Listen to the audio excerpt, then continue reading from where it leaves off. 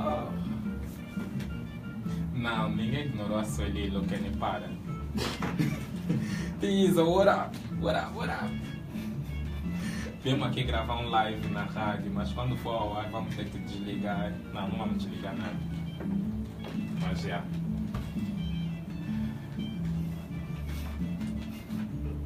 Bem.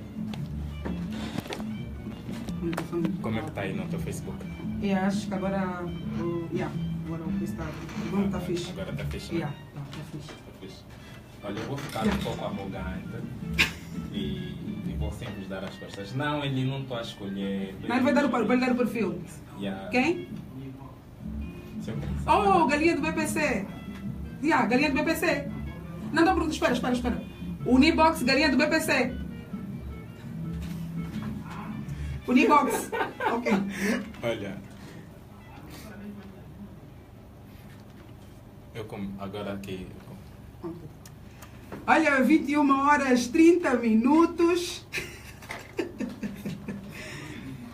Oh, muito obrigada. Nibox, muito obrigada por estar aí do outro lado. Tá bem, Ni? Oh, Nizinho. Assa! Um beijinho para ti. Olha, eu gostava de começar diferente, antes mesmo de dar uma boa noite. Mas acho que eu vou dar uma boa noite primeiro ao meu convidado. Mauro, boa noite. Boa noite, Carla. E só por enquanto. E só. Eu gostava de começar diferente com um texto que escreveu o Mauro Sérgio, que por acaso eu gosto muito. Gostei muito do texto, inclusivamente partilhei-o quando o Mauro Sérgio escreveu. Ele diz que não me lembro. Acho que agora vai se lembrar do texto. Eu impeço e sempre impedirei que digam que alguma coisa sou. Nada nesse mundo impede-te de ser aquilo que quiseres ser amanhã do que isto que tu és hoje. Essa ideia que tens incutida na tua mente de sentir orgulho daquilo que és é a mesma ideia que, bem trabalhada, faz com que não queiras fazer algo amanhã. Porque eu sou advogado, já não posso fazer esses mambos. Porque eu sou engenheiro, essas cenas comigo não. Meu senhor, tu não passas de um ser humano. E ninguém deve ouvir dizer, o que é que, nem tu mesmo, que por seres ou teres esse título, já não podes fazer certas coisas. Eu não sei quanto a vocês, mas eu quero e sei que posso fazer tudo que me apetecer. Por quê? Porque eu sou um sem ninguém, um nada. Eu sou essa coisa menos boa, aqui um termo que eu não posso usar em rádio, que de manhã é um Reles engenheiro, mas à tarde é um boa tarde qualquer. Digo isso, digo e não digo, mas, não é mais, é mas, tudo o que somos, se é que somos alguma coisa, deve ser copulativo e não adversativo. Ele é gramatical. Essa linda mania que tem de procurar um título para mim e para outros simplesmente provoca o meu desdém. E se eu já não quiser fazer o que faço? E se eu já não quiser ser um bandido, virás-me dizer que devo continuar, que não devo mudar? Já sei. Entregar-me-ás o fardo de que fui para carregar nas costas daquilo que sou. Eu não sou nada para além de um ser humano. E é somente isso que eu quero responder quando me perguntam o que sou. É isso que eu quero empurrar goela abaixo quando dizem que sou. Eu sinto vergonha de tudo o que sou, pois, para nós, eu antes sou um comediante que um ser humano. Antes sou um blogger que um amante. Mas então, o que és? Sou isso. Essa coisa menos boa de ser humano, que não se contenta com... Aqui há essa censura. Que não se contenta com que é e sente vergonha daquilo que se tornou. Mas não deves ter vergonha do que és. Não é correto. Eu não tenho vergonha de ser este humano. Mas com estes rótulos estrelados que as pessoas orgulhosamente colocam sobre os meus ombros, meu juiz, minha juaz, nada nos limita mais do que o orgulho de sermos o que somos. Dizer gritantemente que já és um adulto, apesar de muito quereres fazer algo, reprimes-te por ser um mambo para os cultos e com essa ideia na cabeça tu gastas, consomes, nada mais ou mais nada te satisfaz. A ideia é simples e curta. O texto aqui é longo. pelo amor de Deus, seja o que te der na tola, mas não deixes que te rotulem e te façam sentir confortável ao estagnares aí. Pelo boêmio incorrigível, pelo Mauro Sérgio. Mauro, Carla, boa noite. boa noite. Seja bem-vindo. Obrigado. Olha, estava bem, sim, bem excitado para vir para aqui, né, para o programa. Ok. Excitado faz sentido em português? Faz. Embora as pessoas tentem colocar o sinónimo única e exclusivamente de cariz sexual, Yeah. mas não, se forem ao dicionário, qualquer dicionário hoje na internet pode responder a isso, atenção, mas tenham atenção às fontes, porque nem sempre são tão fidedignas, mas excitado e usa-se para outros quês que não sejam só do foro sexual. Ok. Então, olha, eu estava isso. Podias dizer que estavas nervoso, né? Que aqui pode ser sinónimo. Yeah. Yeah. Nesse sentido podem Yeah. ser palavras sinónimas. Eu não sei como é que eu vou ficar se põe as mãos aqui. Não, fica à vontade. Os teus convidados normalmente ficam como? Assim como tu estás, Sim. sentado. Sem rótulos. Ok. Yeah, fica à vontade. Daqui a bocado pode dar vontade para mudar, tu podes mudar. Podes mudar sempre. O Mauro Sérgio é uma pessoa que eu conheci por intermédio de outra, que é o Adalberto Kawaii. E conheci o primeiro não pessoalmente, foi mesmo pela internet. Yeah. E só depois é que, muito mais tarde, ia acompanhando pela internet. As E besteiras. Né? exatamente, as coisas que ele escrevia sobre tudo. Gosto muito do que ele escreve e sem essa coisa dos rótulos, de ter que fazer tudo muito direitinho e tudo mais. E, para além da pouca idade, sou mais velha então. O Mauro tem 28 anos, vai fazer 28 anos. No próximo dia 1 de julho, ele nasceu em 1989, aqui em Luanda. Tu nasceste em que maternidade, Mauro? Lucrécia Paim. Na Lucrécia Paim, na maternidade Yeah. mãe, né? Naquele tempo ainda dava para ir lá nascer e saber que vais sair daí vivo.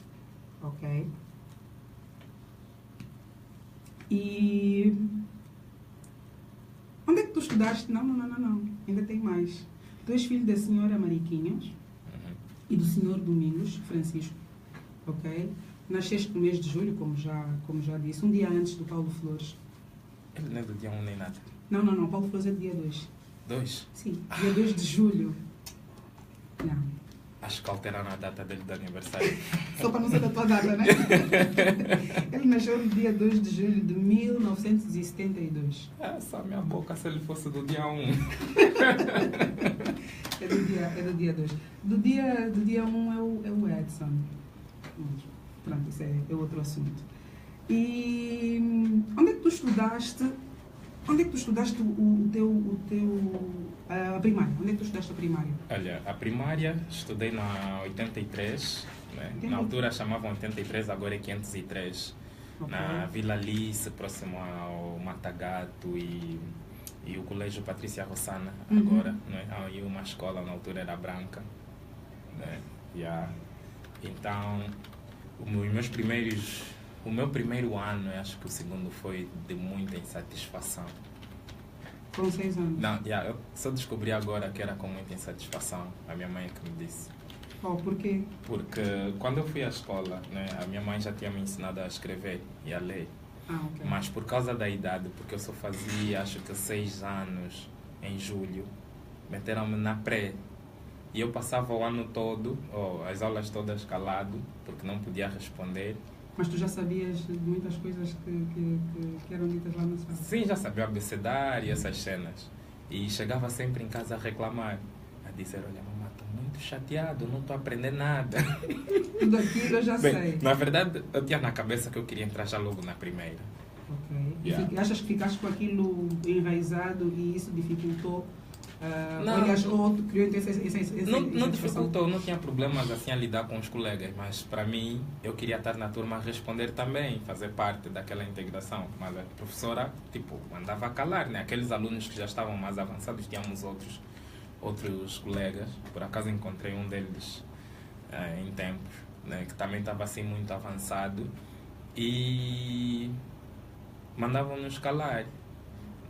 Já na 4ª classe, né? Eu e esse mesmo colega participamos de um concurso, organizaram um concurso na escola no 83 e os vencedores iriam ganhar uma bolsa para Londres. Ok. Parece que era financiado pela Unicef ou algo assim. Bem, então nós chegamos, batemos já a prova e tal, mas no Estamos a falar de que classe? Estamos a falar da Quarta quarta classe. classe já. Último ano último ano da primária e tal. Yeah. Então, no final, a professora não, deram-nos um texto que dizia que era para falar sobre a escola. Bem, a nossa escola não tinha nada. Mas nós, olha, aquilo fizemos já um plano, não, nós temos que falar que a nossa escola é bem bonita, tem jardim. Aquilo não era jardim, tinha um canteiro com algumas plantas, não é? Que cresciam, talvez, porque os alunos estavam sempre aí a urinar. Yeah. Falávamos da biblioteca, no entanto, era atrás do diretor, não é? Aqueles livros Sim, tinha uns livros, então nós falamos que tinha uma grande biblioteca. E por acaso nós dois passamos, não é? Com essa vossa redação? Com essa nossa redação, passamos e fomos os Fluida. primeiros. Fomos os primeiros da escola e tal, mas o filho ou a filha do diretor e da vice-diretora é que foram por nós. Uau! Então... então a tua insatisfação começou aí, foi um bocadinho antes, isso foi só o culminar? Não, aquilo foi já o culminar. Aquilo foi um bem-vindo ao mundo. Estás aqui. Yeah. Olha, certamente alguém deve estar a perguntar, mas quem é o Mauro Sérgio? E o que é que a Carla está a conversar? Eu durante estas últimas 4 semanas, fazer aqui um rescaldo, tenho estado a conversar com alguns jovens, uns jovens mais jovens, mais velhos há mais tempo que outros, né? Já conversei, primeiro foi com o Gilmário Vemba, depois foi com o Sérgio Césio, já foi com a Ari, a semana passada foi com a Mara Dalva, que eu estou de parabéns mais uma vez, mais um beijinho. Eu estou a conversar com o Mauro Sérgio. O Mauro Sérgio, que tem o Francisco, que nasceu aqui em Luanda, como já disse, vai fazer 28 anos e acho que tem festa. Estado civil comprometido.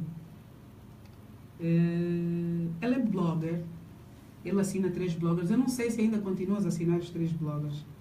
Não, já não. Só estás mesmo com Vamos Lá Ser Sinceros. Bem, o Vamos Lá Ser Sinceros sempre foi o principal. Sim. E em tudo que eu tivesse que me envolver... Era a partir daí? Sim, eu não abdicava da identidade do Vamos Lá Ser Sinceros. Porque algumas vezes, e na maior parte das vezes, as pessoas vêm propor-te para fazer parte de um projeto dele, não é? Que no final de tudo ele pede que abandones a tua identidade ou o teu projeto que tu também estás a levar, simplesmente para se dedicar ao dele. Então nunca aceitei isso. Então os outros 2 projetos, tu tinhas o Agindungado e Passa Folha, não eram teus assim originalmente? Bem, teus, no o Passa Folha era uma ideia que nós tivemos, que era de ensinar as pessoas que tinham problemas de matemática, física e tal. As pessoas mandavam-nos, poderiam mandar-nos os exercícios que estavam a lutar e nós resolveríamos a explicar, assim, de forma muito, muito básica, falar de dinheiro, falar de namoro. Exemplos práticos da vida. Exatamente. Né? Sobre matemática, de física. Sobre matemática, sobre explicar às pessoas que emagrecer é derivar, engordar é integrar, essas coisas assim. Eu não encontrei esse site. Não, porque as pessoas, nós dependíamos da informação das pessoas. Mas isso está fechado? Não, está fechado porque as pessoas não mandaram nada. E nós também naquela altura ainda não era... Aquilo nós criamos acho que 2009 ou 2010. E as pessoas ainda não tinham muita cultura de ir à internet, aos blogs. E também gostava muito que tu fizéssemos assim, uma paragem rápida e que nós voltássemos aqui um bocado para explicarmos, né, e tu explicares o que é um blog e o que é que faz um blogger. Né? Bem, um blog é um diário onde as pessoas podem participar. Não é? As pessoas podem participar com comentários, né, a deixar reações e tal. Mas é caracterizado por ter uma visão muito própria, não é? Eu num blog eu não tenho a obrigação de ser cientificamente correto, politicamente correto, nem nada disso. É a tua visão sobre as coisas. É a minha visão, diferentemente de um site onde a pessoa pode ler, mas não tem um contato direto com o criador, não é? No blog tu tens contato direto, ter contato direto comigo, né? Leu, gostou, não gostou. A nossa página, por exemplo, que é a rede social virtual mais usada em Angola, acho que é o Facebook. Creio. E acho que de resto, no mundo inteiro, não sei se estarei a dar números. É verdade. Uma vez eu acho que ouvi-te falar sobre a literacia com os números, né? Yeah. E então é como eu ter a minha página do Facebook e lidar. Isso pode ser. A minha página do Facebook pode ser considerada como um blog. Sim, pode ser considerada como um blog. Entretanto, Mas eu não sou necessariamente uma blogger por sim, causa disso. No Facebook, não é? Por a pessoa não consegue organizar também os textos lá e tal. Pronto, a pessoa teria que entrar aí e procurar o que quiser, não é? Já no blog, a pessoa tem, pronto, cria os textos, arruma, faz como quiser, as tags, controla o tráfego, não é? O blog é mesmo algo teu, é o teu diário, não é? Onde tu sabes exatamente quem leu, quem não leu, Ok. exatamente. No Facebook nós não temos esse controle. Yeah. Yeah. Tirando aquelas pessoas que chegam e realmente assumem que gostaram ou comentam alguma coisa. Se tivesse que comparar nessa do diário, o Facebook seria assim, estou na rua a falar com alguém e falei uma coisa, não é algo que fica ali para a posteridade, Ok. não é? Já o blog. Já no blog, o que a pessoa escreve no blog, não é? Tende a mais tarde evoluir ou para livros ou para etc. Porque no blog há como é que se diz em engajamento, o envolvimento entre as pessoas, não é? É melhor, é assim mais pessoal. Mais pessoal. É como fazer um concerto numa sala grande, vamos imaginar, não sei se é bem fazer um concerto num espaço mais pequeno. É mais intimista, né? O blog é mais intimista. É mais intimista. A maior parte das pessoas que comentavam no blog acabaram virando amigos. Ok.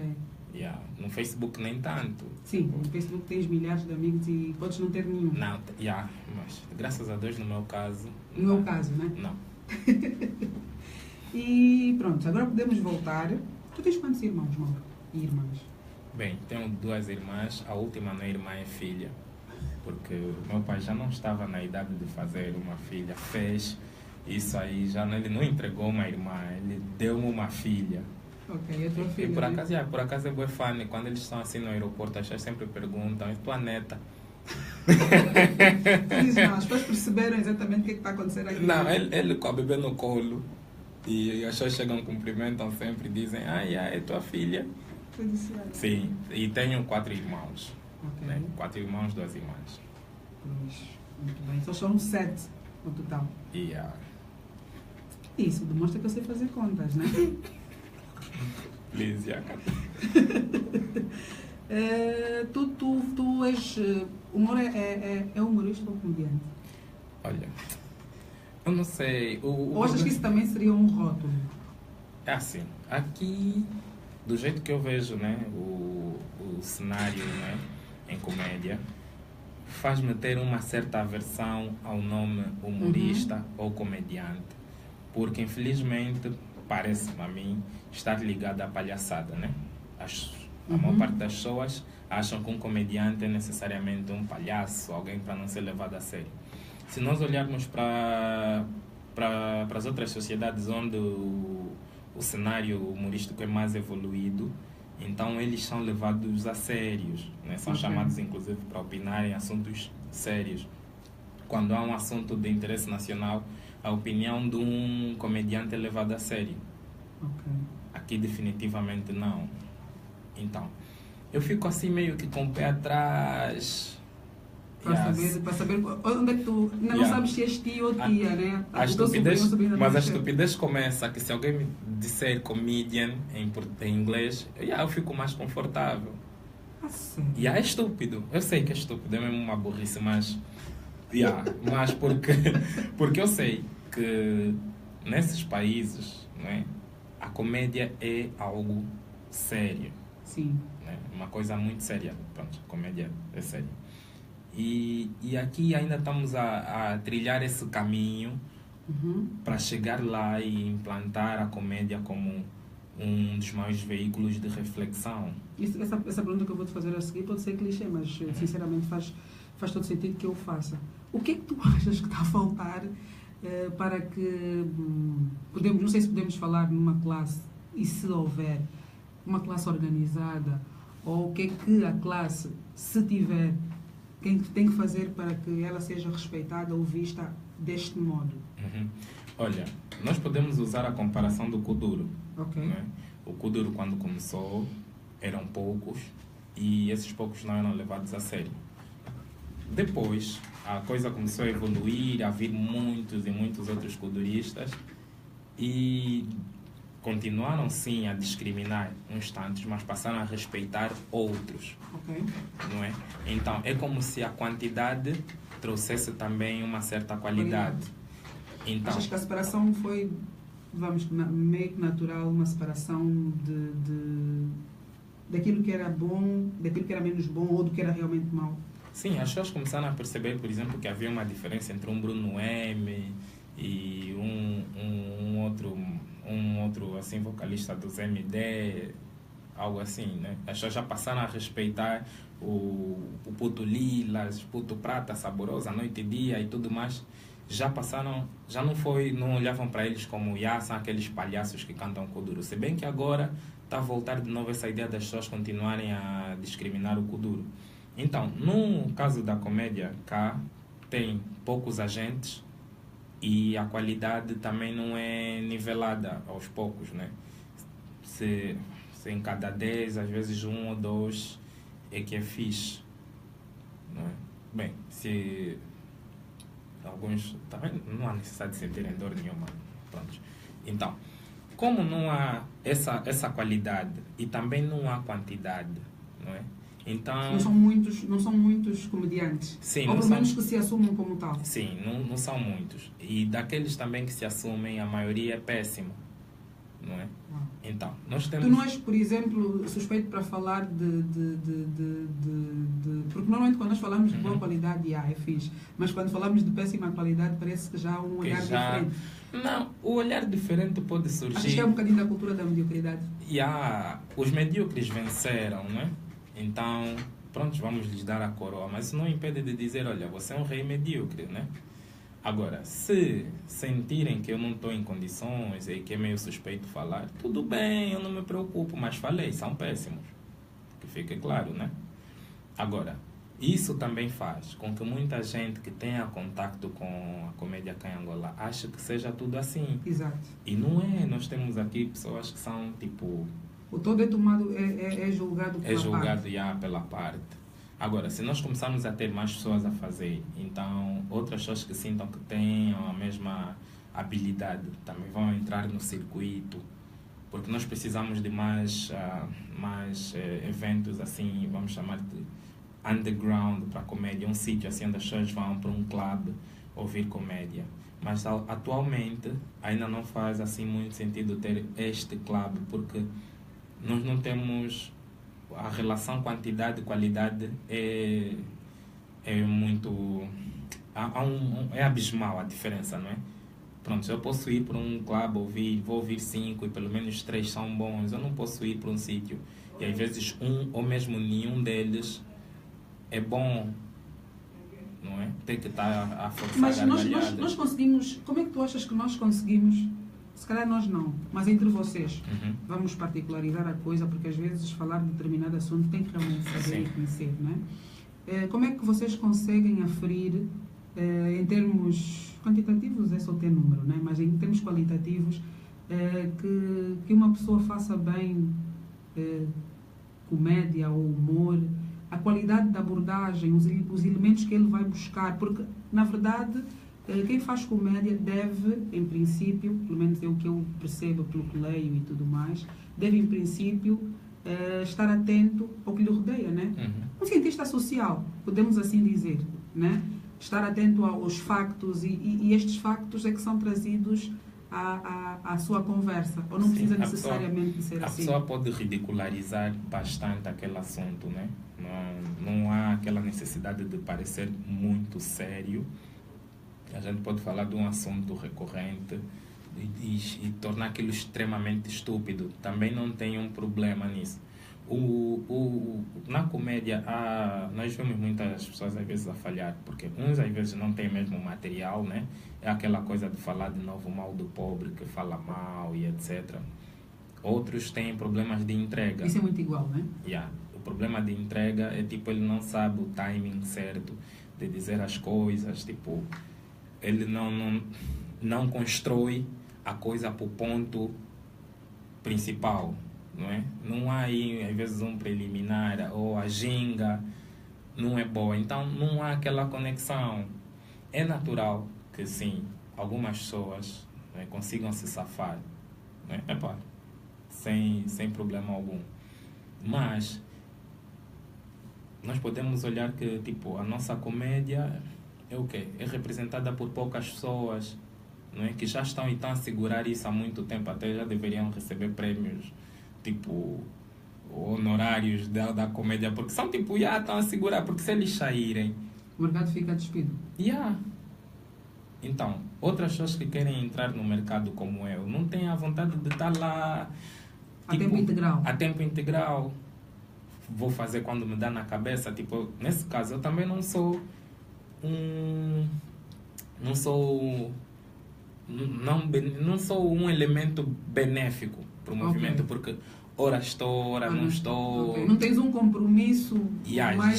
Já tive um compromisso mais sério, que era aquela cena de pensar, ok, vou fazer as pessoas perceberem, ou tentar perceberem que nós podemos melhorar essa coisa aqui, e os outros que também querem olhar podem ver e dizer, olha, não, eu quero seguir isso, não é?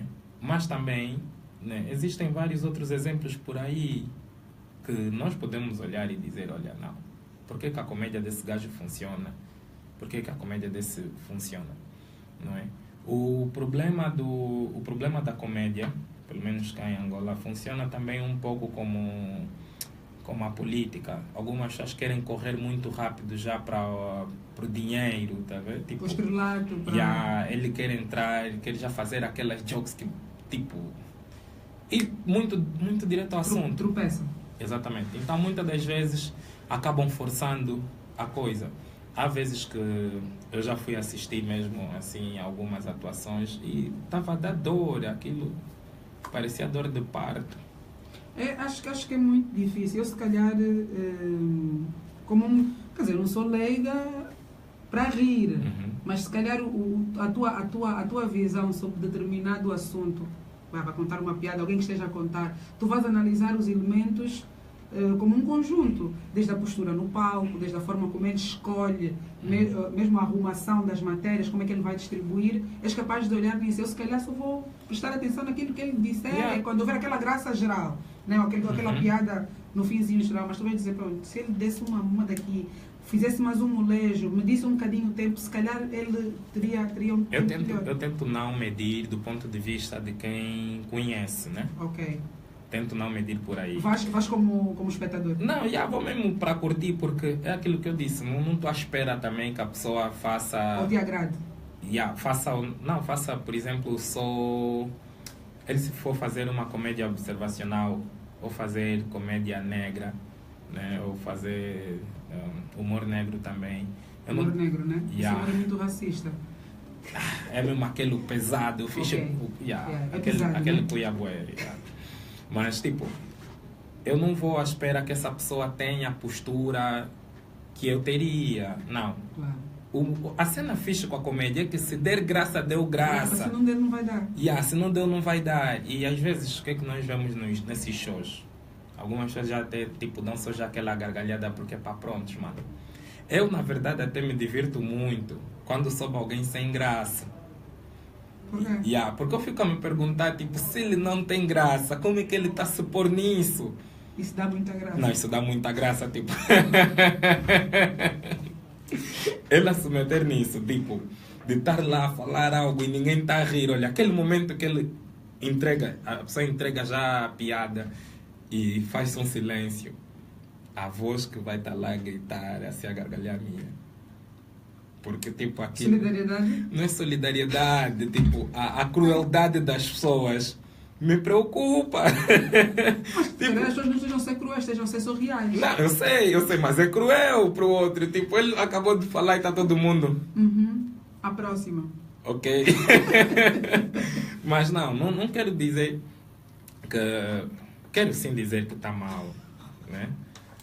Não ia nada a trocar essa parte. Não ias trocar? Não. Mas que sim, vão surgindo sempre um ou outro. Mas nós não podemos nos confiar nisso de que por haver poucos, então já somos bons. Porque eu acredito que eu também não seria considerado, se calhar, razoável sequer. Se nós já tivéssemos vamos chamar, um circuito mais competitivo, Ok. não é? Então, nós às vezes acabamos ficando porque não, fulano é bom ou fulano é o melhor, por falta de Ok, concorrência. de concorrência. É só mesmo. Por isso é que eu tenho muito receio a isso de falarmos do que é bom ou quem é melhor. Porque estamos a olhar para um mercado que tem muitos déficits de concorrência. Então, eu sou bom ou eu sou melhor porque sou mesmo bom, ou sou bom, sou melhor porque os outros são fracos? Se os outros forem fracos, eu não quero ser bom. Ok. Não faz sentido. Mas pode acontecer realmente de não ter tanta concorrência e, entretanto, seres bom a mesma. Pode Sim. ser, mas lá está. Mas é extremamente ambíguo, porque às vezes a pessoa vai dizer, olha, daquilo que eu tenho visto aqui, você mesmo é bom. Você se safa. E aí eu olho, você está mesmo a me ofender, fixe.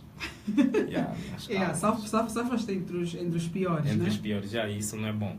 Mas agora, se obviamente começarem a vir mais e mais pessoas, já vai começar a diluir um pouco aquela ideia de que esse é comediante, esse é humorista, não sei o que, aquele desdém já começa a passar, não é? Já a visão já é um bocadinho outra. Tu achas que és de uma geração, a tua geração é uma geração especial? Bem, eu diria que sim. Nós somos tipo... como é que eu ia dizer? Somente especial não. Nós somos mesmo aqueles que vão e contra qualquer adversidade estamos a mudar as cenas, né? Estamos a nos impor. Obviamente, alguns já vão se cansando na correria, mas é preciso que nós comecemos a perceber que nós somos os mais velhos de agora. Esses mais velhos que estão a nos chamar de jovens não são mais velhos, são velhos. Então, há diferença. Eu posso ser mais velho de uma pessoa de 25, mas um cota já de 60, ele já não é meu mais velho, ele é velho. Por que eu estou a dizer isso? Porque justifica, sim, porque fazem perceber que nós ainda não atingimos a idade ou a maturidade necessária para fazer as coisas. Agora, nós vamos começar a olhar para todo mundo que nos circunda. Mesmo se formos olhar para o futebol, nós às vezes assustamos. Mas esse gajo está bué de anos no futebol. Ele começou a jogar com 18. Depois 20 anos em campo, está com 38. É normal. Agora, nós cá temos a tendência de querer esperar até os 27. 27 você já está todo cansado. Eu já estou cansado para muitas coisas. Então, é necessário que nós olhemos para as coisas e criemos uma estrutura onde quem tem 18 já começa a se sentir mais velho para muita coisa. Então, nós vamos começar a ter mesmo os miúdos a trazer. Nós começamos a olhar os que disparam hoje em dia no mundo da música, das outras artes, em engenharia e tudo mais, nos outros países. São canucos mesmo. 22, 21, 20. Angola está a entregar 27, 28, 30. Há coisas a serem revistas. E mesmo com 30, viram te dizer, você é jovem, você também não sabe nada. Não, eu sei. Não há aqui essa conversa. Aí podemos puxar aquele fio do conflito geracional. Há muito essa coisa do conflito geracional, porque o nosso tempo é sempre melhor do que vem a seguir, né? É sempre melhor, mas é também não compreenderem que já perderam a força.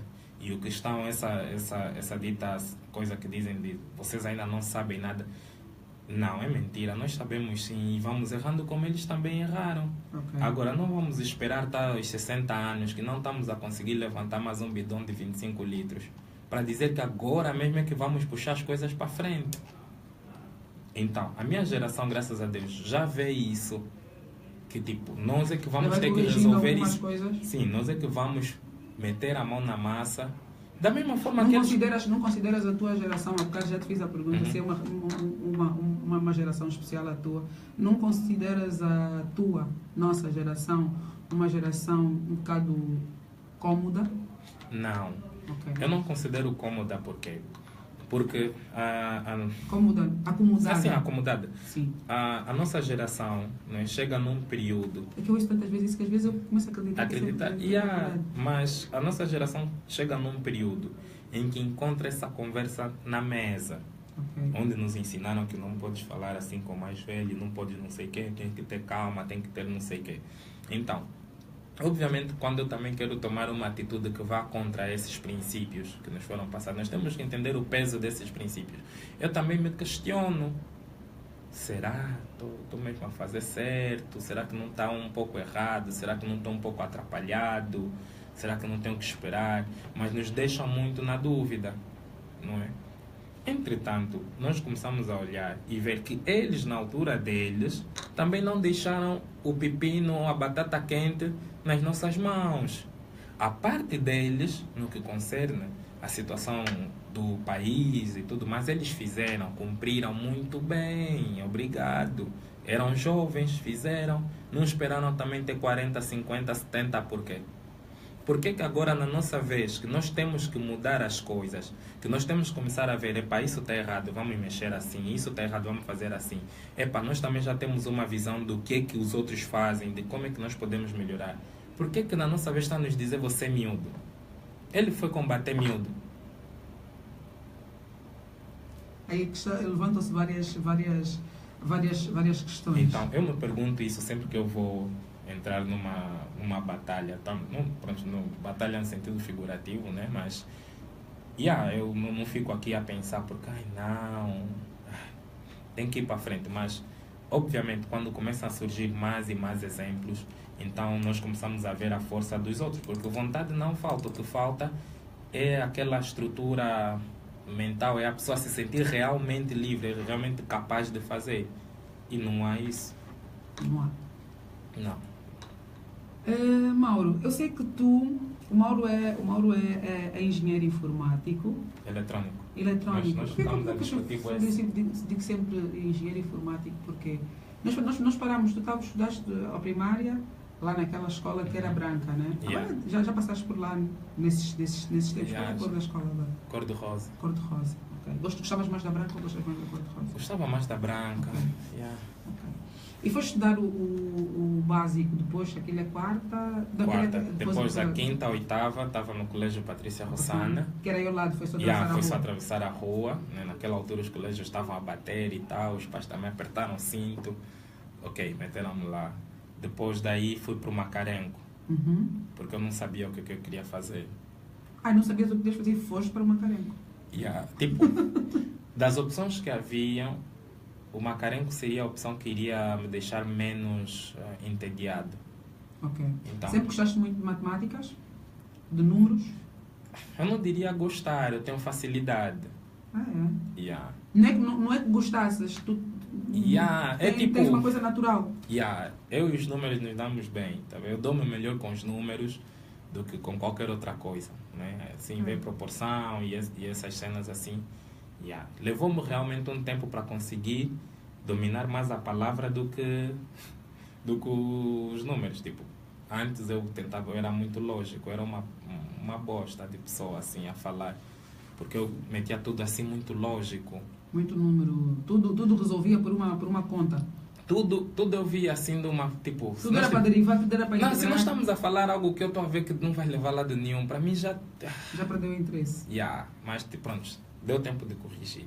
Okay. Não é? Então, das opções que tinha, o Macarenco me oferecia a oportunidade de, tipo, estar na escola e me sentir assim, à vontade e com vontade de ir para a escola. Porque eu, quando estava na oitava, no Patrícia Rossana, já não tinha vontade de ir para a escola. Okay. Ia mesmo só por ir, ia por causa das colegas. Segunda-feira me cuidava bem por causa disso, vou ver as colegas. Gostava de ver as colegas. E os tirar... colegas também? Os colegas nem tanto, mas pronto, aquilo era mais tirar 20 mesmo só porque pronto, nós não tínhamos combo dinheiro naquela fase nada, os outros colegas estão a aparecer de mota, as colegas estão a se atrapalhar porque o fulano tem a Havaiana. A única solução era você ficar tipo barra. Tipo, aqui na escola ninguém vai me mexer porque eu sou barra.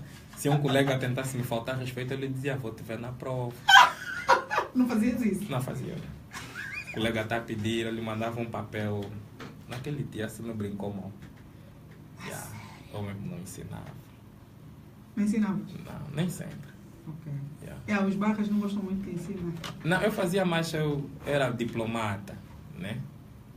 Se você desse bem comigo, se você não me falta respeito, se você trata Mas é bem. uma pequena milícia, né? Aí. Não, porque eu via que as pessoas têm a tendência de afastar os barras. Um Né? nerdzinho, né? Os conhecidos como os barras da escola não tinham assim uma vida social muito ativa. Eu, por acaso, tinha uma vida social muito ativa. E eras barra? Por sorte mesmo. Não, por sorte não. Eu não Tu não, estudava mesmo. tu não te empenhava. Mas tu já fizeste algum teste do coeficiente de inteligência? Não, porque Já já testaste imaginou se eu for fazer de burro. Ei! Não, mas isso também não dará, certamente. Modéstia. Não, sério. Sim, nunca sim. sabe. Nunca Não, sabe. mas nunca te ocorreu. Como é que foi a tua infância, por exemplo? Porque isso é uma coisa que se calhar os pais notam mais tarde na escola, Olha, né, por causa disso, mas se calhar já terás tido alguns sinais. Não, olha, por sorte, é médica. Minha mãe é médica, né? Mas por sorte a minha mãe sempre deu conta das coisas cedo, estás a ver? Então, a minha mãe quando via-me a prestar muita atenção na TV e tal, e naquela altura a Rua Sésamo passava abecedário e tal, e ela começou a ver que eu já conseguia fazer. Então, ela começou... Com quantos anos? Acho que eu tinha 3. Ela começou a ensinar, a mandar fazer cópias e tal. Mas, se eu não fizesse, era mesmo apanhar surra. Então, antes de ir para a escola, já lia jornal e etc. Mas andava com boi de mais velhos também. Ok. Né? Era miúdo, mas era boi mentiroso. Os meus tios gostavam muito de me levar nas caminhadas dele. E dos sobrinhos, eu era o que não dava bandeira. Ok, ficavas... Aquela altura também ir bater a porta na casa das moças era um perigo. Então, eles mandavam-me lá bater a porta. Então eu chegava, batia a porta, se era ela abrir, eu dizia que ele está aí, né? Se era o pai dela abrir, eu perguntava se não estava a vender gelo ou algo assim. Então, eles me treinavam fixe. Olha, aqui uma mensagem. Boa noite, a 83 continua branca. Continua branca? Você viu cor de rosa onde, Mauro? Essa pessoa passou lá quando? Pergunta se essa pessoa passou lá quando. Ele por acaso não assinou a mensagem. Nosso ouvinte, o nosso convidado gostava de saber quando é que passou por lá. Então vou passar lá, vou tirar uma foto. Olha, na esteira. Daqui a bocado vamos falar da foto. Fazes muitas coisas. Será que é para desprender energia? Não. Bem, sentes-te uma pessoa com muita energia? Na minha vida, eu vejo tudo uma monotonia. Para mim, eu não faço muita coisa.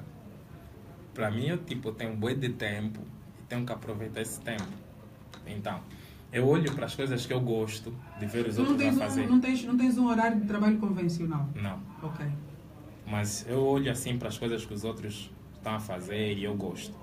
Então, se eu gostar, então eu dedico um tempo para aprender. Porque eu já percebo que tudo não é uma questão de ter talento ou algo assim. Eu saber fazer também. Vou fazer para fazer cada vez mais. Meus amigos quase que me matam porque eu estou sempre a dizer que eu não tenho talento. Nunca tive. Meus primos tinham talento. Eles cantavam, tocavam no coral e essas cenas todas. A minha família toda canta.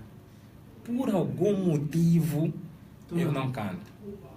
Até hoje eu estou à espera de uma explicação divina. Essa vai ser a minha primeira pergunta no julgamento final. Tu és religioso? Não necessariamente. Okay. É tipo assim... Acreditas em Deus? Ou acreditas num ser superior que não consegues explicar? Bem, é assim. Até o agnóstico? Pronto. Não, como nós crescemos, né? A minha família é pentecoste, né?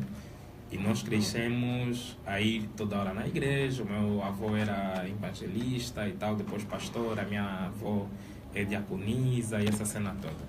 Então, nós crescemos com aquela visão pentecostal, né? Então, à medida que a pessoa também vai adquirindo outros conhecimentos, vai olhando para o mundo e vê que o mundo está dividido com vários deuses e tudo mais... Eu também começo a me questionar se o meu Deus realmente é o único que salva.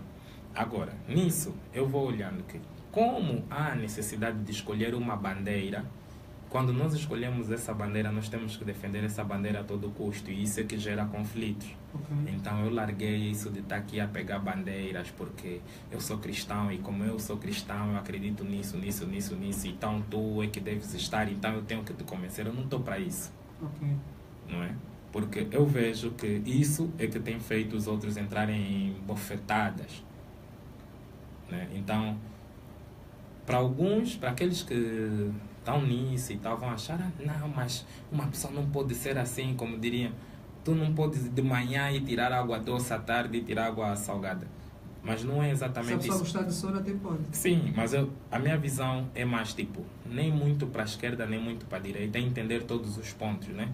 Se eu estiver em perigo e me safar, vou dizer, pô, Deus. Mas às vezes também não, Ok. não é? Então, a minha vida, eu tenho tanta sorte que eu realmente começo já a desconfiar que há aí algum envolvimento divinal, né? Ok. Porque tipo... Mas eu também, ao mesmo tempo, me interesso por algo que, se eu fosse extremamente cristão, não poderia sequer chegar perto, que eu me interesso bastante por essas cenas de quimbandas e tudo mais. Esse universo me cuia. Tu acho que numa conversa que tive com o Mauro Sérgio, ele diz que tem fascínio, não é? E está a estudar essa coisa de curandeiros, de quimbandas, um bocadinho por toda Angola. Mas vamos chegar aí. Depois que saíste do Patrícia Roçana, foste estudar para onde, o médio? Macarenco. Para o Macarenco, depois já tínhamos chegado ao IMIL. Yeah. Depois terminaste o IMIL, Yeah. qual foi o curso que fizeste no médio? Eletrônica Industrial e Automação. Ok. E correu tudo bem durante... Foram 4 anos? 4 ou 5 anos? Sim, foram 4 anos. 4 anos. Foram 4 anos. Não, correu super fixe. No Macarenco era ótimo, principalmente nos 2 últimos anos. Os professores faltavam tanto que nós passávamos muito tempo a jogar xadrez, jogar não-te-rites, então... Por acaso ia perguntar se sabia jogar xadrez. Então era obrigatório levar sempre um lençol de não-te-rites, porque íamos ficar assim, tipo 2, 3 horas sem aula. Sem aulas. Então...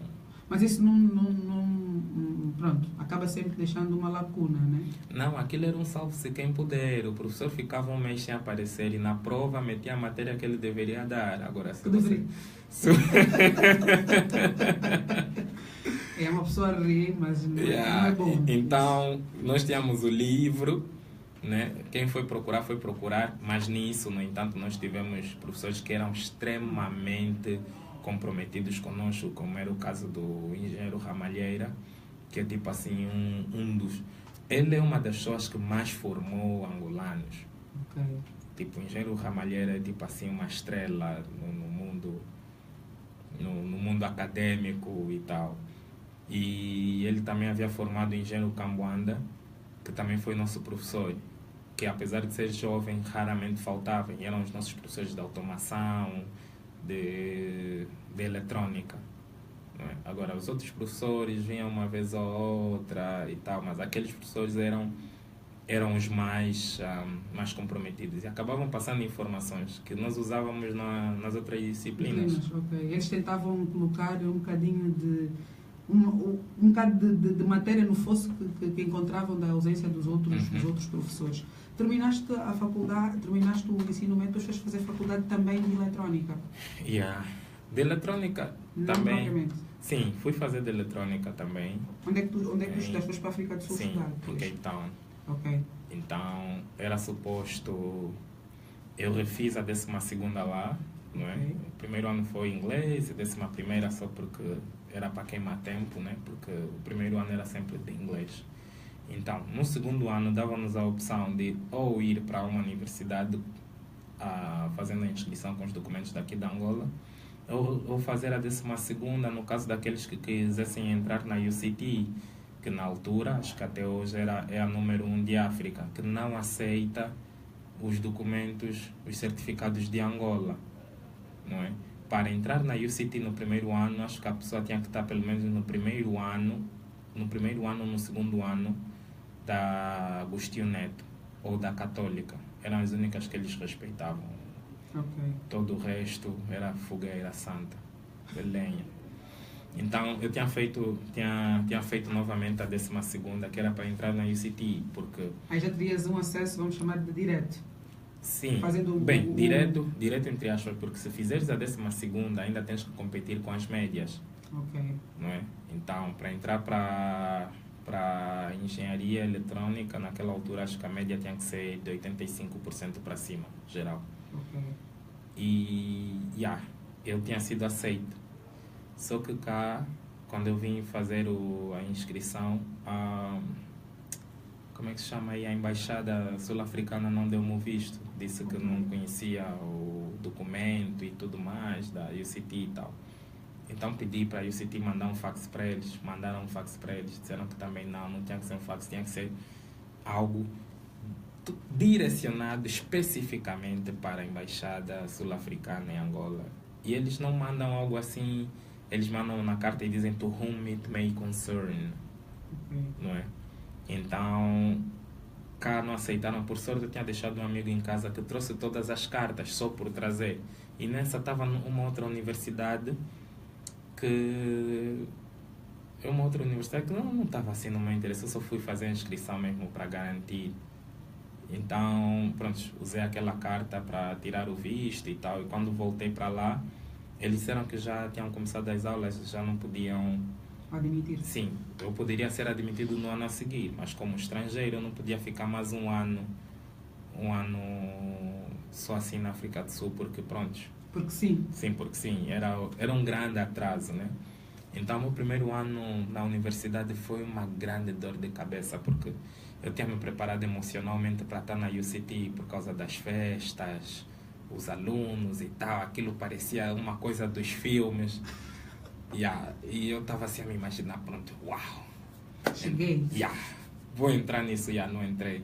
Então, sempre que eu fosse para a universidade, para mim, já todos os dias eu entrava com um nó na garganta. Uma coisa atravessada. Sentava na última carteira bem chateado, não falava com ninguém. Só comecei a falar com os colegas lá no meio do ano, algo assim.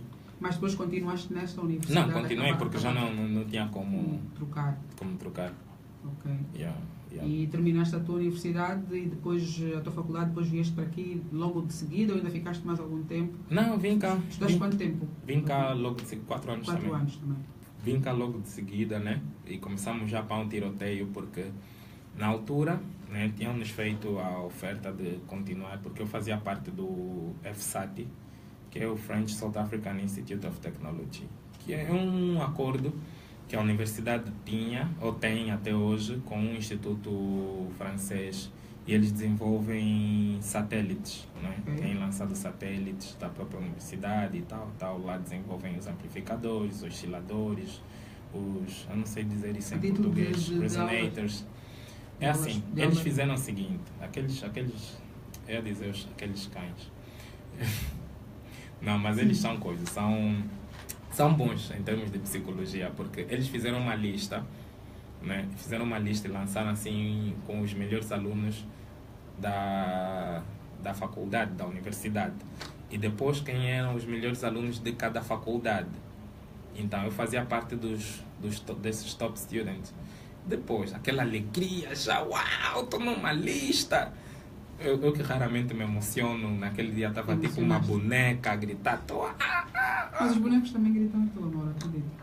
Mas estava aquela voz fina. Olha, lembras daqueles bonecos antigos que tinham assim uma cena dentro e que quando sacudisses faziam um som? Não, aquelas bonecas russas? Sim, que atrás entrava uma coisa que fazia o som. Estou a confundir, não, assim não... Existiam umas bonecas que se sacudisses... Se sacudisses... Atrás tinham aqui atrás um... Exatamente, sim. É mesmo essa boneca que eu estou a falar. Fazia aquele som e tal. E eles depois, pronto, recrutaram esses alunos. Então, tipo, imagina, nós, com a cabeça no ar ainda, decidimos aceitar. Não sabíamos que tipo, aquilo era a coisa mais difícil, assim. É muito difícil porque nós estávamos a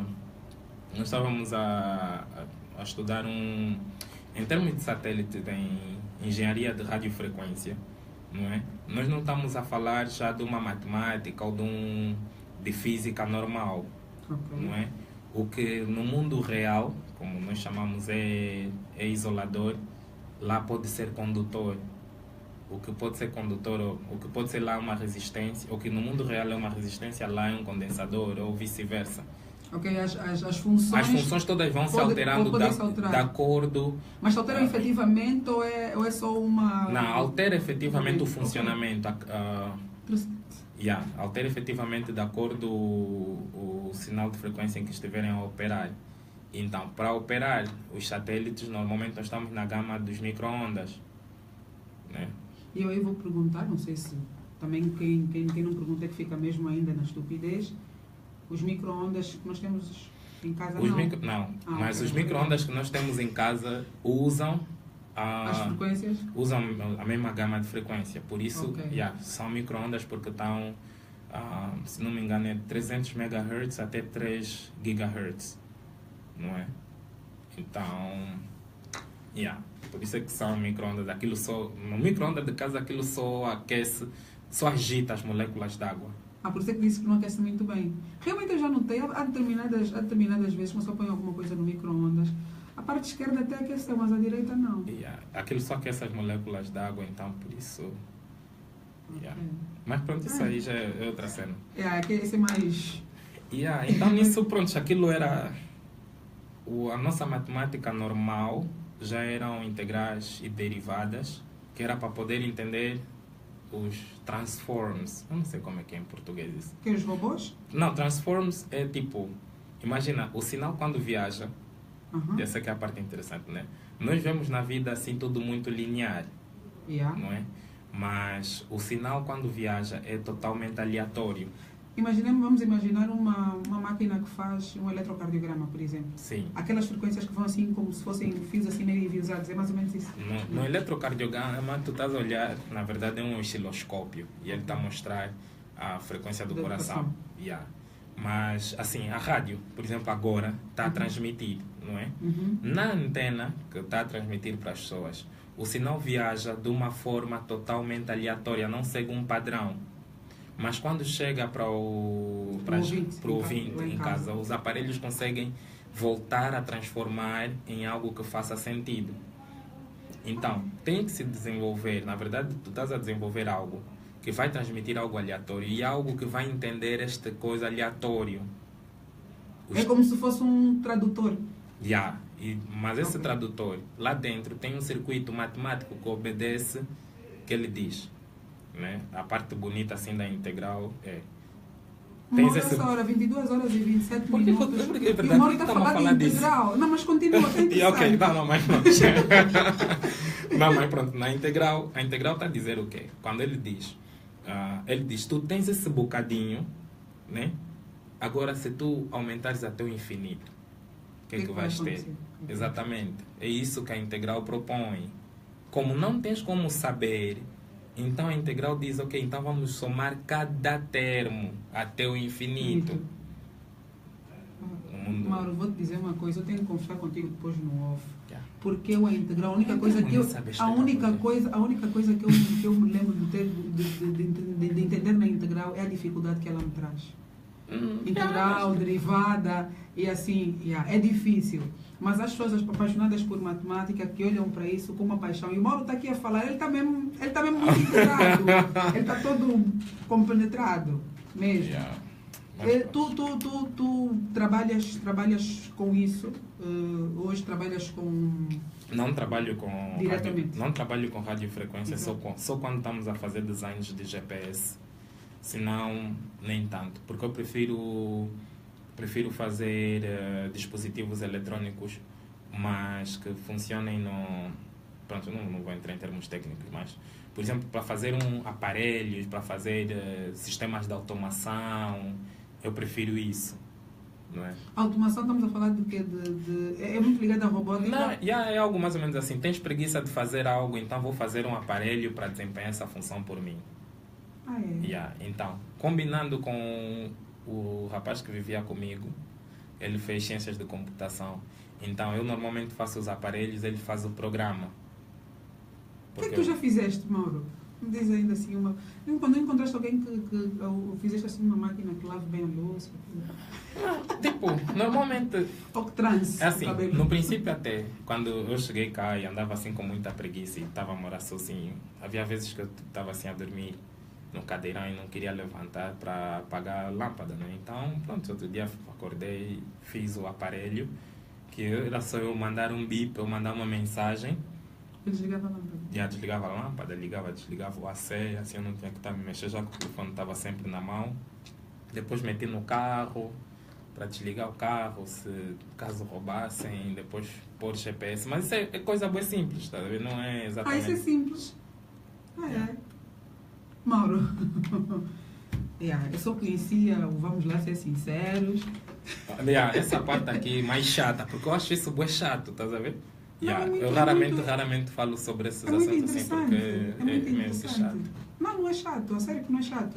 Porque nós temos e vamos falar um bocadinho da tua ida. Eu quero que tu escolhas uma música para eu pedir ao José Carlos para fazermos um pequeno intervalo. Eu sei que tu foste agora, vamos dizer, numa expedição. Há bocado a Mara Mané, não sei se conheces, Não. Portugal, da Madeira. Ela mandou aqui uma mensagem, dizer que tu és amigo dela. Mara Mané? Mara Mané. Ok, sim, sei Não, quem. numa expedição, a fazer fotos. Também gostas muito de fazer fotos. Conheces Angola de les a les. Vamos começar daí depois da tua música. Já andaste por Angola inteira, já passaste por todas as províncias do nosso país? Sim, mas não conheço Angola inteira. Não, sim. Já passaste pelas províncias do nosso país? Sim, porque essa hora tem alguém com cadeira. Tá aí, tá o Trapão, esse é o Trapão. Mas já passei em todas as duas províncias de carro. Há um programa que tu fazes com o José Braga Garrido, o AGA, que é o Sem Destino. E vocês têm estado a andar por essa Angola sem destino e têm conhecido muitas coisas. Isso também faz-te buscar elementos para um trabalho que eventualmente possas querer fazer daqui a algum tempo, sobre curandeiros, quimbandas, que é uma coisa que te faz... A ideia aumentou mesmo muito mais aí. Né, de ir para aquelas comunidades mais distantes e conheceres muitas pessoas, muitas realidades. E começar a ver como é que essas pessoas se viram sem hospitais, como é que... Sabes que, pensando nisso, eu lembro muito que as pessoas acham... Diz-se, né? Há um bocadinho a história de que, com a história da nossa colonização, que nos descobriram, na verdade nos encontraram. Nós ainda que lhes descobrimos, porque, tipo, eles chegaram aqui, e isso é que é a verdade. Eles só chegaram aqui e ganharam, porque ainda eram matumbos. Vieram cá, só gostavam de luta. E nós aqui já éramos mais diplomatas. Então não podemos estar aqui porque nos descobriram. Um matumbo não descobre o inteligente, que brincadeira é essa? Eles chegaram aqui armados, né? Porque... Não queriam conversar, né? Não queriam vir conversar. Então você está vindo me pedir sal, porque a conversa deles foi essa. Saíram da casa deles porque precisavam de tempero. Você sai mesmo da Europa, apanha bué de riscos de morrer porque está vindo buscar tempero. Isso é uma brincadeira. O que eu quero ouvir? Deixa ver. Pronto, pode pôr para animar um pouco do Bonga Toti. Ok. Tens aí Toti, unidade, Toti. Tens essa... Enquanto não... Já está, né? Adoro José Carlos. Vamos só fazer um pequeno intervalo, voltamos já. Tem os carregadores? Deixa eu ver se eu consigo. Essa cena de live afinal gasta muito bateria. Gasta. Deixa eu ver se os meus colegas têm aí. Eu não tenho.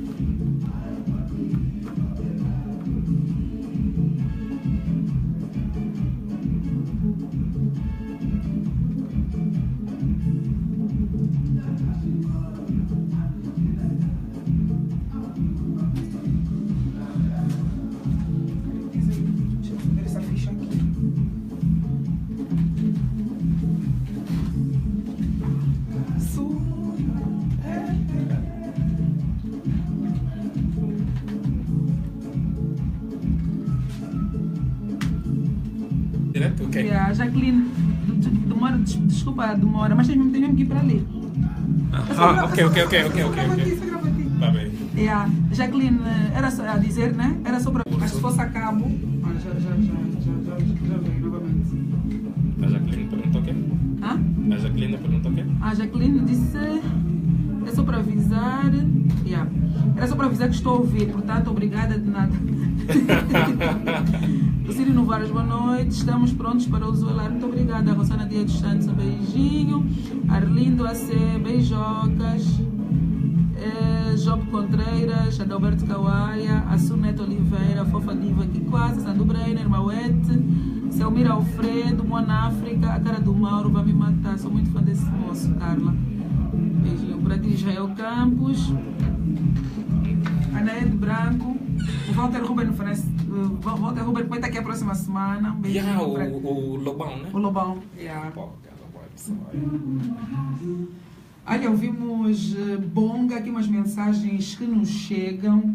Ela aqui, boa noite, Ana Olga Costa, o Walter Ruben Faustino, meus manos, Walter Ruben vai estar aqui a próxima semana. Um beijinho. O Lobão. Um beijão para ti. Traz as taças, já? Eu com a surra do Lobão. Não se pode ter tudo, Mauro. Eu já chegar aqui, trazer uma pessoa só para dar uma surra ao vivo.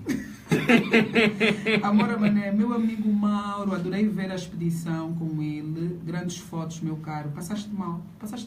E tinha partido um senhor paludismo. Aquele até. Ok. Não, eu não consigo mais chamar aquilo que eu tive, não era só paludismo, era um senhor paludismo, requer respeito. Né? Mas me faltou mesmo respeito. Mas estavas medicado?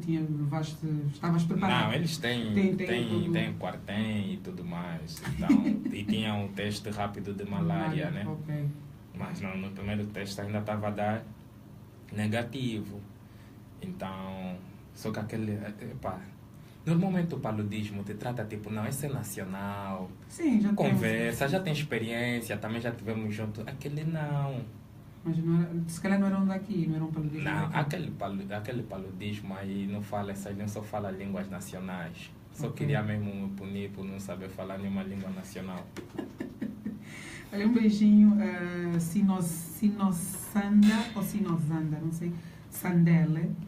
Um beijinho, Edi Lobo. Yes, um abraço. Essas coisas que nunca sermos vistos como adultos faz com que tudo o que façamos hoje seja visto como uma atitude precoce. A certa altura nunca sabemos em que posição ou fases de crescimento estamos. Um abraço, Edi Lobo. Major, Janete Major, um abraço. Tipo assim, menino. Não fala política, pela política serei um menino eterno. Okay. Vunda Toné, o Edi ainda. Vunda Toné, a Rossana da Piedade, barra, as mulheres sempre a influenciar. Vai dar barra. Mauro Sérgio, deixa de falar, deixar claro o déficit da educação naquela altura. Edgar Jorge, fala mais sobre a eletrônica, Mauro. Por acaso ele falou aqui, acho que foi na altura. Jorge Madeira, um abraço. CP, um abraço forte ao Mauro Sérgio. Não nos conhecemos pessoalmente, mas nutro por ele uma grande admiração. Convive no quintal comum Facebook. Dá-me muitas vezes a sensação de que já nos conhecemos a bué. Estamos juntos. Um abraço, Israel, e continuamos daqui. Acho que foi o mês de maio todo, né? Porque o Mauro Sérgio, também deixa aqui aproveitar, o Mauro Sérgio faz parte também do Direto ao Ponto, da equipe do Direto ao Ponto. Finalmente. Que é para nós um grande prazer, acredita. Que, na verdade, nós estamos com esse espaço Zoelar porque estamos de pausa no Direto ao Ponto. E então, o Mauro também faz parte do Direto ao Ponto. Então, estou aqui por Cunha. Tá, você já... Não, por acaso não foi. E pelo que estás a contar, certamente não foi por Cunha. Não foi mesmo. Não foi mesmo. Foi Cunha, sim, senhora. Tá bem, Mauro. Não posso desdizer o convidado. Fica mal. Né? Quando temos alguém em casa, tem que ser simpático. Tá bem, Mauro, foi por Cunha. Tu dizias, tu foste no mês de maio... vocês foram numa expedição do National Geographic Uhum. e rendeu-te muita experiência e um paludismo. Yeah. Mas o paludismo terias a mesma, mesmo que não fosse a expedição. Não, porque mas podias também não ter. eu tive um paludismo quando voltei de Cabinda. E aquele foi um fixe. Ele chegou e disse, olha, Mauro, eu estou aqui. Eu disse, ok, o que é que eu faço? Olha, pá, vai lá, vê, pica, vê se está com quanto, porque eu também não estou a conseguir contar. E fui picar 9 por campo. Ele disse, pá, tá fixe, então vou pegar leve. Pegou leve, fiz a medicação, acabou. Isso foi em fevereiro. Agora, nós partimos 8 de abril. Não entendo como é que em maio chega um paludismo. Sinceramente, eu não conseguia ficar de pé assim, tipo... Eu dormia...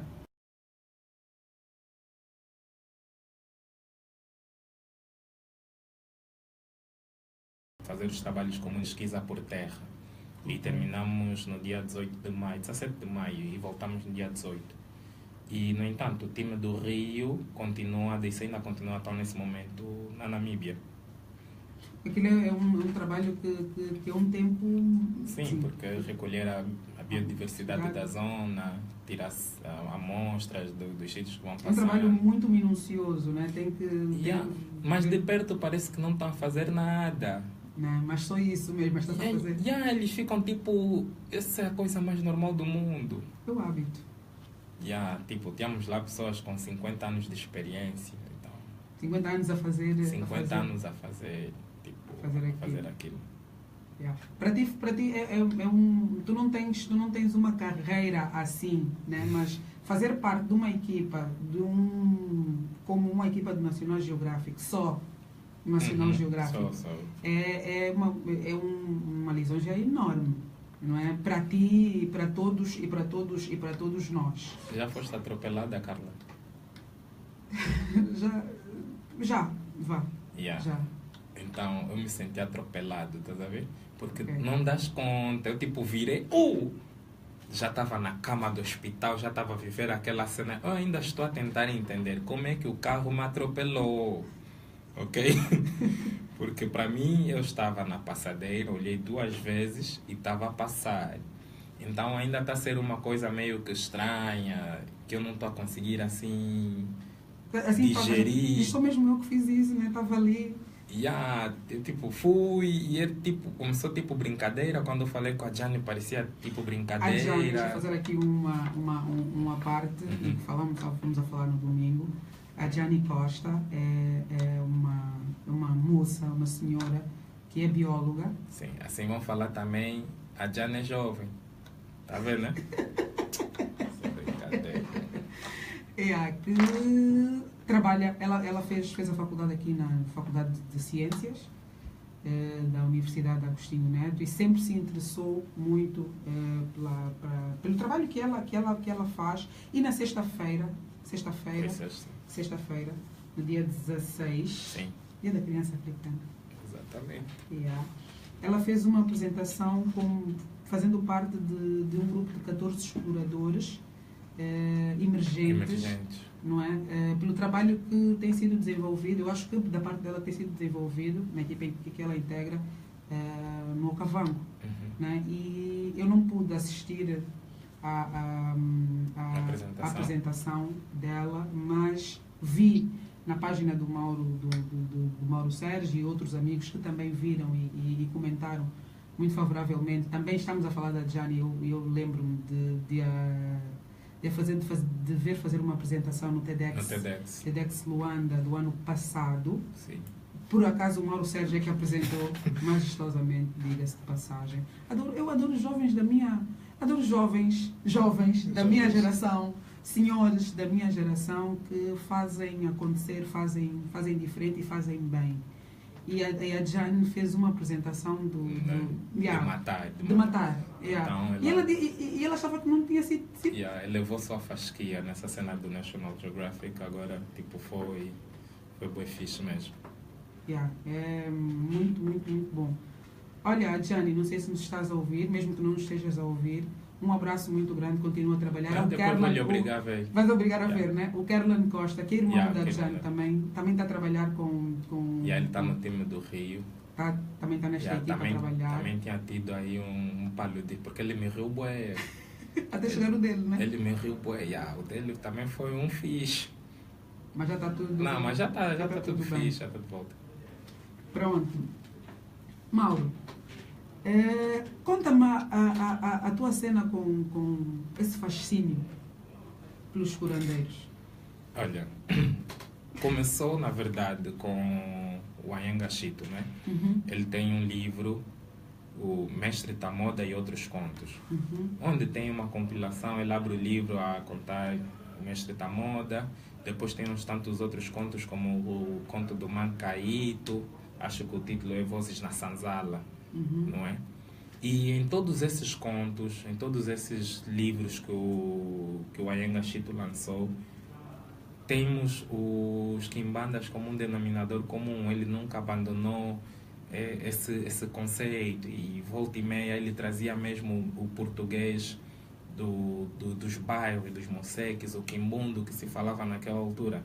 Então, ao ler o Anhanga Chito, acho que eu tinha aí 9, 10 anos e tal, eu começava a perceber uma coisa, porque a pessoa conseguia imaginar mais ou menos o gueto na história de Manana, de ela contar como é que o Filito arranjou o giradisco para dar uma festa em casa dos pais da Manana e tudo mais. A pessoa consegue criar um universo, não é? E quando eu fui ler outros artistas, outros escritores angolanos, eu não me identificava assim muito, eu não conseguia construir um universo. Ok, não criavas cenários? Não criava cenário. Quando lesses o Anhanga Chito. Então, quando eu comecei a escrever o blog, a linguagem que eu adotei foi a mais semelhante possível, porém nem tanto do Anhanga Chito, que é não me preocupar se é um português correto ou não, é me preocupar como nós falamos, não é? Um angolês, né? Yeah, um angolense. Nós estamos a falar, nós falamos, ora, podemos estar num português assim, todo cuidado, e de repente saltar para do corrente ir para o popular, e depois às vezes só ficar no calão. Que eu acho que isso ajuda mais do que tudo a criar uma identidade. A pessoa sente que realmente faz parte daquilo. Então, o Anhanga Chito, sem estar aí a fazer grandes propagandas, de certa forma mostrava qual era a religião daquela altura, porque havia uma crença, as pessoas ficam nas igrejas cristãs até um ponto, mas quando as coisas começavam a apertar e saíam do controle, onde é que iam? Iam para os quimbandas. Então, infelizmente, os quimbandas sofrem discriminação, não é?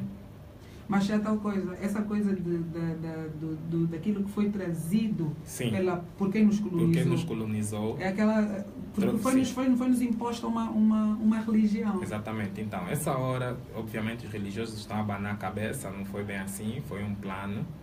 Os nossos avós e tataravós tinham que apanhar a surra primeiro, né? Era o plano, apanhar da boa surra. Yeah. Então... E depois se convertiam. Depois se convertiam. Então, neste universo em que os quimbandas se enquadram, eles são ou eram muito procurados em momentos de aflição, porém ninguém podia dizer que foi ao quimbanda e tal. Se bem que nos livros do Anhanga Chito ele fala daquilo como algo muito normal, que tipo, as pessoas iam para o quimbanda e todo mundo sabia quem era o quimbanda X ou Y. Hoje em dia, nós sabemos que muita gente vai ao quimbanda para proteger. Ele hoje vai à igreja, depois amanhã também vai para um quimbanda e etc. Só para garantir, né? Só para garantir. O que faz com que também surjam muitos outros que nem sequer são quimbanda, mas dizem ser quimbanda só para ganhar mais um dinheirinho. Ou não, então... Então, nós precisamos agora ver. Naquelas vilas onde não há apoio médico, não é? Várias vilas. Quem são as pessoas que tratam as doenças da população? São os curandeiros, né? Os quimbandas, vulgos curandeiros. Curandeiros fica mais politicamente essa correto, conversa né? aqui, porque não curandeiro, porque não, ele é curandeiro, não é quimbanda, porque quimbanda faz bruxaria, porque não sei o quê. E eu agora digo, se a pessoa for na Europa e encontrar um europeu a fazer o que um quimbanda faz, vão lhe chamar de mago. Então, é necessário que nós, né, que seja, eu sinto que há uma necessidade de começar a acompanhar a vida dessas pessoas, porque essas pessoas estão a morrer, não estão a conseguir deixar um legado devido à forte violência que sofrem, não é? Muitos deles são afastados, tirando nas zonas onde não têm mesmo a assistência médica. Porque nas zonas onde há assistência médica, assim, que conseguem chegar a um hospital dentro de um dia, eles são, sim, discriminados. Então, eu quero acompanhar, eu quero saber dele o que ele acha. Ele se sente curandeiro, ele se sente bruxo, ele se sente o quê? Qual é a visão dele sobre o mundo? Qual é a visão dele sobre essas pessoas? Qual é a visão dele sobre continuar nisso, apesar de todos esses empecilhos?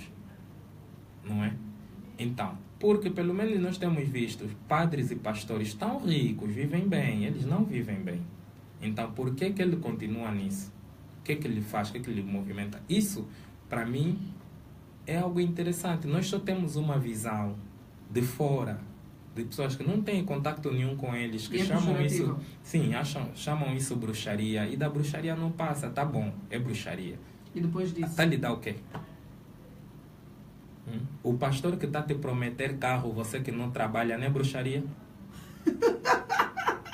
Uma boa pergunta. Então, como não há, há essa coisa da religião aqui europeia ser totalmente aceita, não é? E a africana ser totalmente posta de lado ostracizada, faz com que nós não tenhamos um acesso. O trabalho da colonização, da escravatura foi muito bem feito, e então sim, acho que essa coisa da memória coletiva para determinados assuntos, não, para muitos assuntos, é muito forte. Isso acho que não sei se seria na mesma proporção, mas sim, seria bem, nesse momento, para ver, algumas pessoas que estejam a ouvir já não estão mais a reagir de forma lógica, já de forma emotiva, porque é algo que vai totalmente contra a consciência moral dessa pessoa.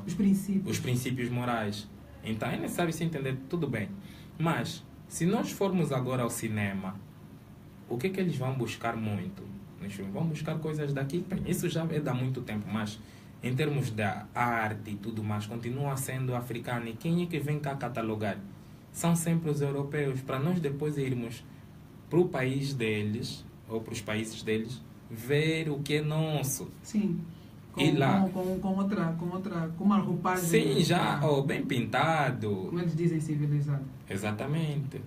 Então, eu quando olho para esse universo, sim, eu quero perceber, porque eu também quero escrever sobre isso, mas não quero escrever, por exemplo, sobre o mundo deles e incluírem personagens e tudo mais, sem realmente ouvir dele o que é que ele pensa, porque isso é muito importante. É muito importante nós termos a visão e nós termos, pelo menos, a história certa ou não. Nós estamos a ouvir alguém a se justificar, porque nos dias de hoje, e já há um bom tempo, nós ouvimos até justificações dos psicopatas, dos serial killers. Alguém que matou em massa é levado à corte para ele explicar. Então, por que esses não têm direito a isso? Achas que há uma necessidade de se rever, não digo a história, mas fazer diferente daqui para frente, chamar estas pessoas, sei lá, um conselho, não sei como é que disse, para se abordar o assunto de forma profunda? Bem, sim, mas a minha resposta não vai ser lá, não é assim muito clara, porque eu não tenho muita fé nos fóruns que já se fizeram, não é? Ok. Então seria mais uma resposta misturada da falta de fé dessas ditas reuniões que há. Okay. Então, eu penso que para mim seria mais importante, ao invés de pegar e reunir essas pessoas para discutir, passar na TV e depois todo mundo esquecer, nós fazermos trabalhos com essas pessoas, não é? Que é recolher dados sobre as suas vivências, ponto de vista, o que é que eles usam, o conhecimento que eles têm sobre a fauna, sobre a flora, como é que eles realmente tratam as ditas doenças, porque no final de tudo, se eles são os curandeiros, muita gente também não está a morrer porque eles estão a tratar. E isso não é trazido, ou pelo menos não é tão engrandecido? Não, porque os da cidade olham para isso como feitiçaria, para os da cidade. Os que não estão na cidade, os que estão naquelas zonas rurais, tem hospitais. Bem, na verdade, ele até nem pensa isso. Ele só sabe que tem pessoas que estão lá. Agora, como eles andam a se virar, tanto faz. Ele só sabe que aquele é curandeiro, se puder matar, mata. E essa é que é a coisa interessante. Quando nós encontramos alguém e conseguimos fazer essa remoção total da sociedade, então já faz sentido matar essa pessoa. Para matarmos alguém, nós não precisamos entrar num combate. Nós só precisamos dar motivos para que essa pessoa não precise mais viver. Se encontrarem aqui um dia e virem com uma boca, epá, o Mauro fez aquilo e o Mauro anda metido naquilo, se me matarem, já está-se bem, já faz sentido. O importante é só ter sentido, motivo. Então, enquanto nós não ultrapassarmos... Um pseudo-motivo. Exatamente. Enquanto nós não ultrapassarmos essa parte em que, sim ou não, nós não podemos matar, né? O outro não